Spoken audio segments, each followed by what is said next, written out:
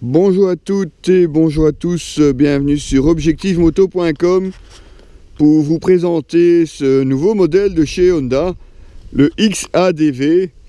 Alors la question la plus fréquente, c'est quoi? Un scooter? Une moto de cross?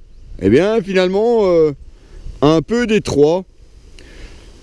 Alors effectivement, vous retrouvez du côté scooter des roues assez petites puisque vous avez un 17 et une 15 pouces à l'arrière. On retrouve aussi sous la selle le coffre du scooter et il faut admettre que le carénage à l'avant fait lui aussi penser un petit peu au scooter. Ça c'est pour la partie scoot. Pour la partie moto, on retrouve une partie cycle à la hauteur,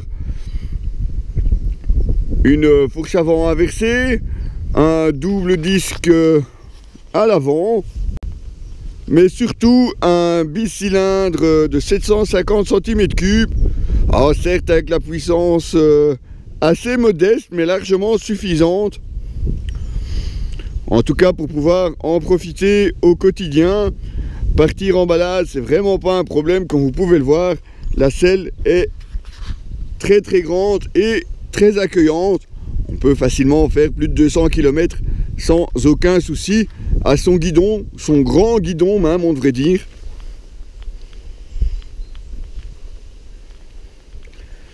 Je vais bien entendu aller vous détailler par la suite le tableau de bord.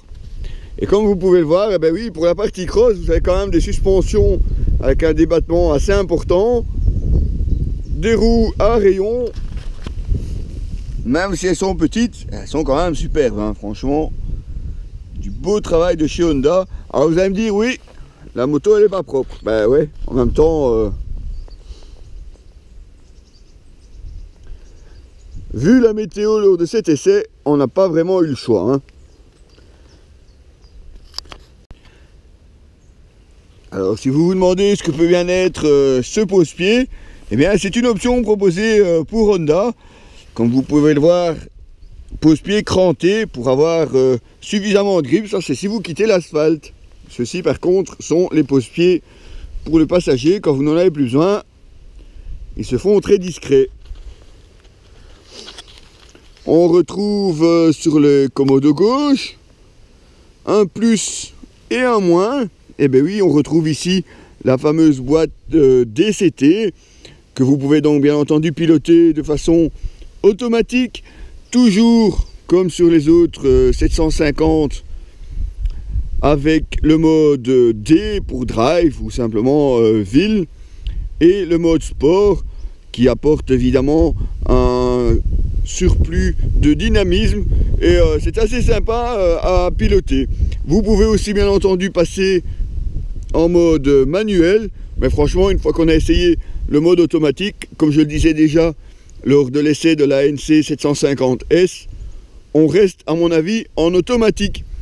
Voilà donc le tableau de bord comme suspendu derrière la bulle qui en plus est réglable. Vous pouvez très facilement le régler ici, mais évitez de le faire à deux mains parce que vous devrez franchement tirer sur la mallette ici et régler à une seule main, ça reste un petit peu difficile.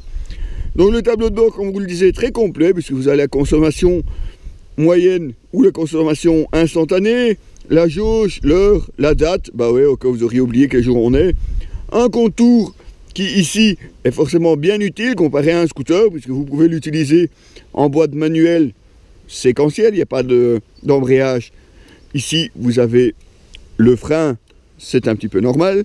On retrouve la température, les tripes, et une fois que vous avez démarré la moto ou le scooter, vous l'appelez comme vous voulez, vous aurez aussi ici les modes de conduite. Allez, juste pour vous faire plaisir, on va la mettre en route. Voilà, vous avez donc même le rapport engagé qui s'affiche.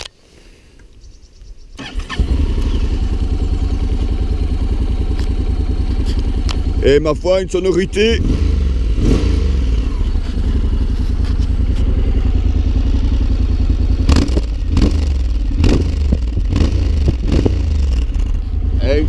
quand même assez sympa finalement. Alors c'est une moto pleine de surprises, comme vous pouvez le voir, une très belle autonomie. On a ici déjà 205 km, il nous reste encore 2 barres au réservoir. C'est un système totalement sans clé, la clé reste avec le boîtier RFID dans votre poche. Vous avez donc un bouton central pour allumer, éteindre ou verrouiller, un autre bouton pour la selle et le carburant. Eh bien la selle évidemment, vous allez voir, il y a quand même suffisamment de place. Un moto-scooter, donc cross, puisque vous avez même aussi, j'avais oublié de vous en parler, les protège-mains. Vous avez donc vraiment ici un moto-scooter qui offre une assez bonne protection. C'est vrai que l'espace au pied est un petit peu limité, c'est assez étroit. Si vous avez de grands pieds, ben oui, vous aurez peut-être un petit peu de mal à les caser, mais pour le reste, c'est très confortable, ça roule bien, le DCT est bien maîtrisé. Eh ben, franchement, que vous dire de plus? Rien, nous on a vraiment apprécié. Ça freine aussi très très bien. C'est une bonne suspension, c'est confortable. Évidemment, il faudra composer avec le poids de ce XADV. Surtout, si vous voulez vous lancer là-dedans, là il vaut mieux avoir quand même un certain niveau. Bah oui, quand même, ça serait un petit peu dommage de l'abîmer. Mais Honda fournit aussi en option des crash bars qui se placent le long du tablier en bas. Et là, franchement, ça peut franchement faire des bonnes parties de rigolade. Allez, c'est peut-être le dernier essai de cette saison 2017.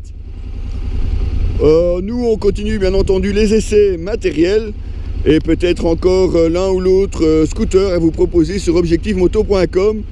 Vous retrouverez l'essai de ce XADV sur notre site www.objectif-moto.com.